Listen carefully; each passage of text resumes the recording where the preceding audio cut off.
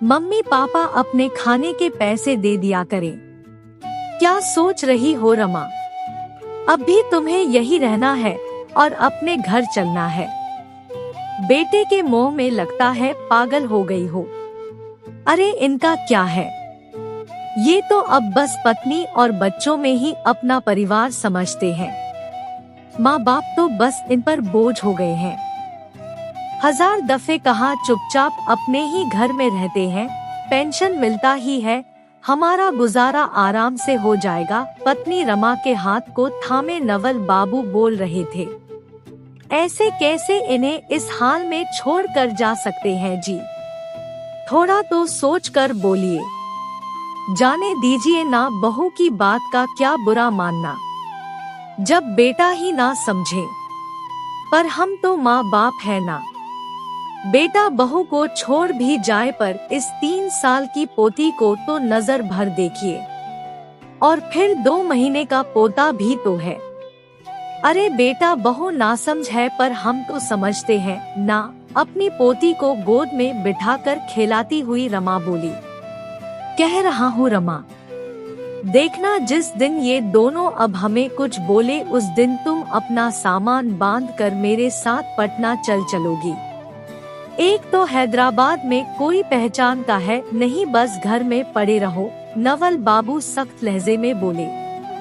अच्छा बाबा धीरे धीरे बोलिए ना, बहू सुन लेंगी फिर नमक मिर्च लगाकर कार्तिक से कहेगी और फिर वो हमें ही जिम्मेवार मानेगा।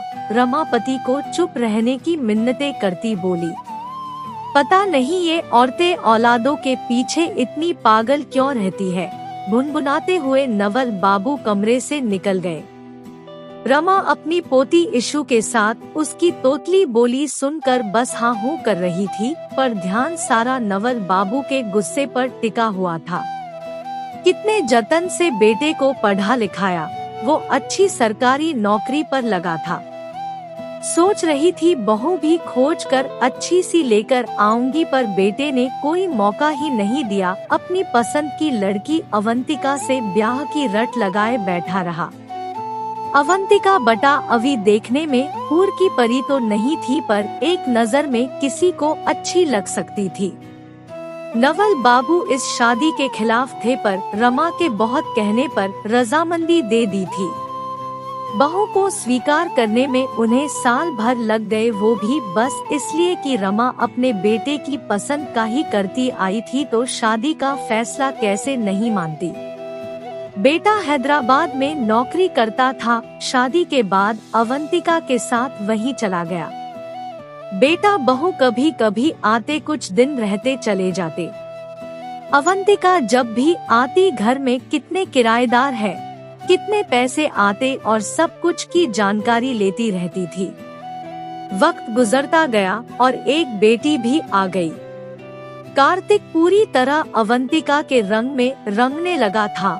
वो जो बोलती वैसे ही कहता और करता। अभी 2 महीने पहले ही दूसरे बेटे के जन्म से पहले रमा और नवल बाबू को कार्तिक ने आने के लिए कहा था। यूँ तो अवंतिका के माता पिता भी अक्सर बेटी के घर आकर रहा करते थे। बच्चे के जन्म से पहले वो चले गए, बस इसलिए कि बेटी को बड़े अस्पताल में जाकर बच्चे को जन्म देना था, जिसका खर्चा बहुत आता। कार्तिक खर्च कर तो सकता था, पर अवंतिका ने कहा अपने मम्मी पापा को यहाँ बुला लो तो हमारे खर्चे में हम उनसे पैसे मांग सकते हैं। बस पत्नी की बात में आकर कार्तिक ने रमा और नवल बाबू को बुलवा लिया था। रमा अपनी पोती के साथ अवंतिका का भी पूरा ध्यान रख रही थी। बच्चा होने के बाद ये चाहिए वो चाहिए करके रमा और नवल बाबू से बहुत पैसे ले चुके थे।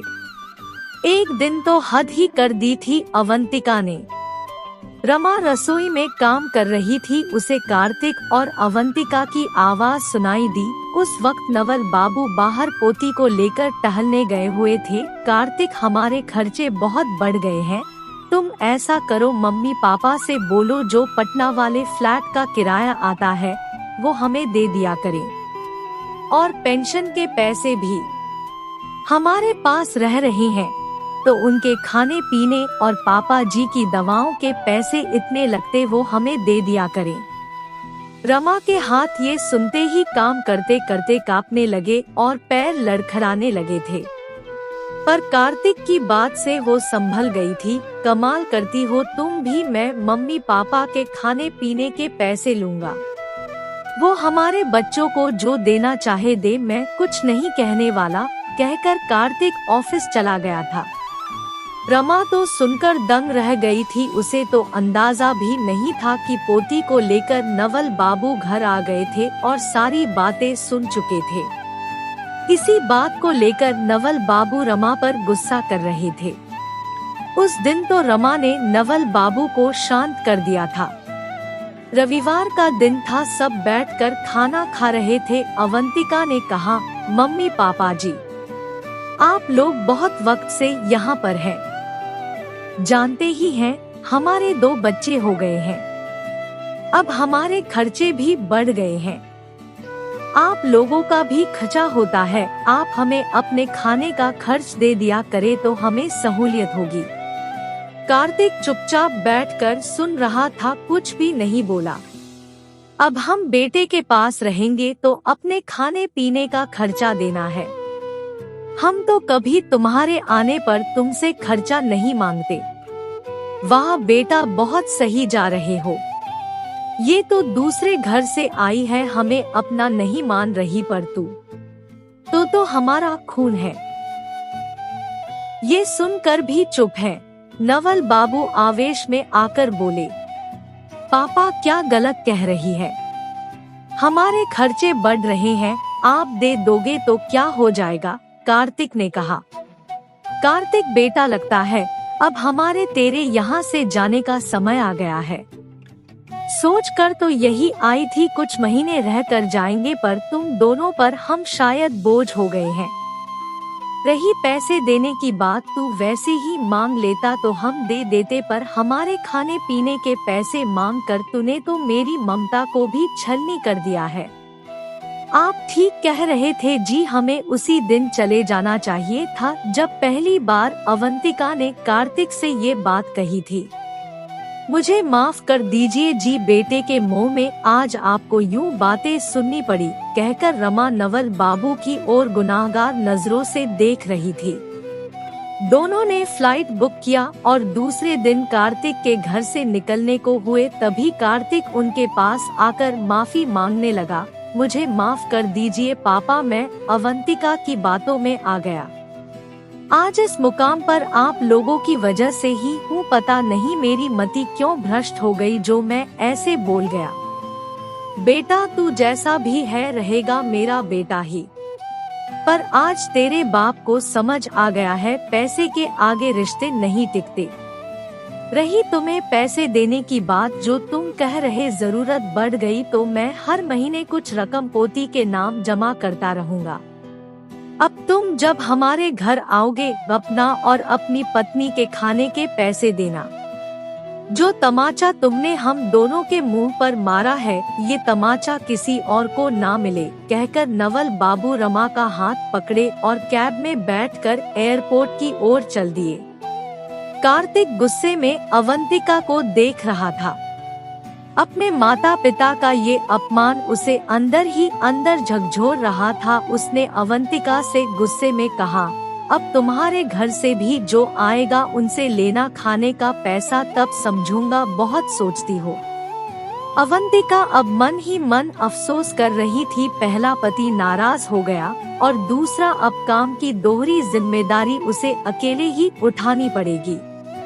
रमा और नवल बाबू अपने शहर पहुंचकर चैन से रहने लगे। शायद ये सोचकर औलाद हो ना हो हम साथ है तो क्या गम है। आपको ये रचना कैसी लगी, अपने अनुभव और विचार कमेंट द्वारा मेरे साथ साझा करें। कहानी को सीख समझकर पढ़ें और शेयर करें। कृपया कहानी को अन्यथा ना ले। बहुत बहुत आभार। और मेरे YouTube चैनल को भी सब्सक्राइब जरूर करें।